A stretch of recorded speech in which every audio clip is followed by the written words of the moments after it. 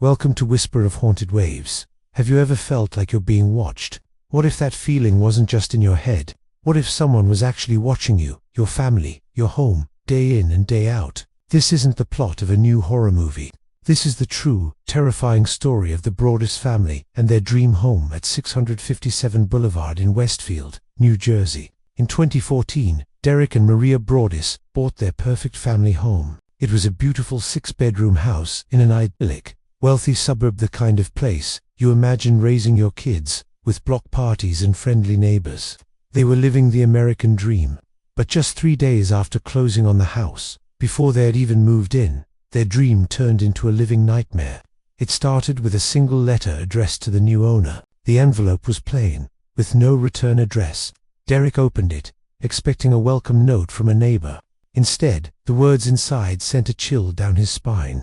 The letter writer introduced themselves as the Watcher, and they claimed that their family had been watching 657 Boulevard for generations. The letter was unsettlingly specific. It said, "My grandfather watched the house in the 1920s, and my father watched in the 1960s. It is now my time." The writer knew the house had been sold, and asked, "Do you know what lies within the walls of 657 Boulevard?"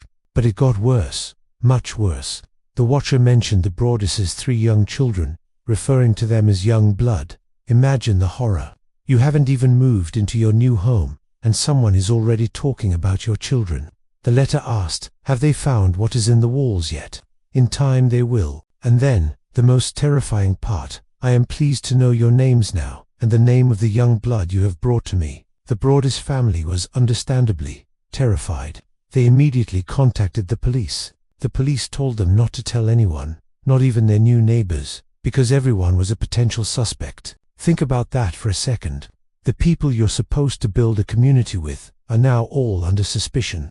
Who could you trust? A few weeks later, a second letter arrived. This one was even more personal and menacing. The Watcher knew their names, their children's nicknames, and even the order they were born in. The letter read, "I am the Watcher.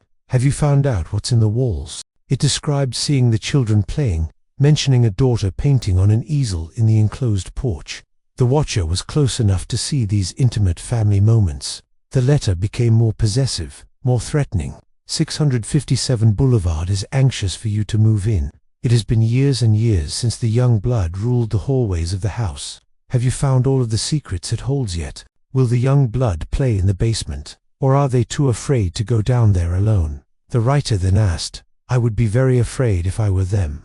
It is far away from the rest of the house. If you were upstairs, you would never hear them scream. The family's dream was shattered. They were too scared to move in. Who was this person? A disgruntled former owner, a jealous neighbor, a mentally disturbed individual. The police investigation began, but it hit one dead end after another. They looked into the previous owners, the Woodses, who had also received a single, odd letter from the Watcher just before they moved out, but they had dismissed it as a prank. The Broadus family decided to take matters into their own hands. They hired a private investigator, a former FBI agent. They installed security cameras and an alarm system. They did background checks on their neighbors. One theory pointed to a family living nearby, the Langfords. The family was a bit eccentric, and some lived directly in the line of sight of 657 Boulevard. Police interviewed them, but with no physical evidence. There was nothing to connect them to the letters. The DNA found on one of the envelopes was tested, but it didn't match anyone in the police database or any of the initial suspects. A third letter arrived, this one even more taunting. It asked, "Where have you gone to? 657 Boulevard is missing you." By this point, the Broadus family was emotionally and financially drained. They were paying the mortgage and taxes on a house they were too afraid to live in. They tried to sell the house, but the story of the Watcher was out. Who would want to buy a house that came with its own personal stalker? They even tried to get permission from the town's planning board to tear down the house and split the lot into 2 smaller homes, hoping that would break the spell the Watcher had on the property. But the neighbors, the same people who were potential suspects, fought against the plan, and the board denied their request. The Broaduses felt trapped, attacked from all sides. Their story became a media sensation. It was covered by major news outlets, turned into a Netflix series, and became the stuff of modern folklore. But for Derek and Maria Broadus, It was a real-life horror story that destroyed their peace of mind and their finances. Years went by, the police investigation stalled. Theories swirled online. Was it a real estate deal gone wrong?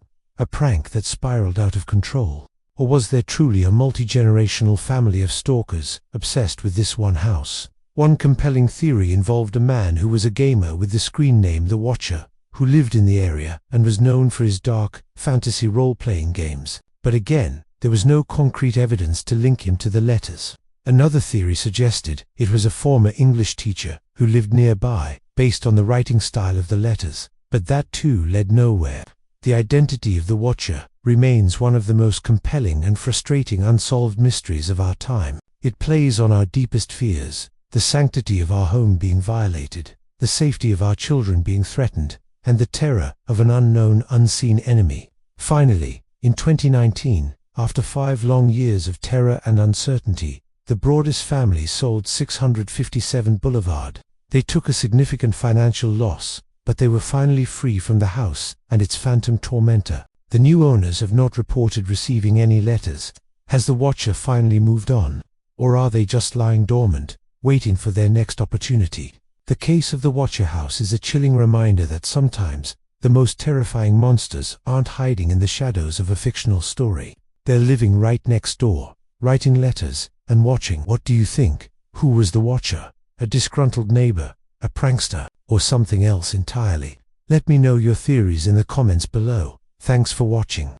If you found this story as fascinating and chilling as I did, make sure to hit that like button and subscribe for more deep dives into the world's greatest mysteries.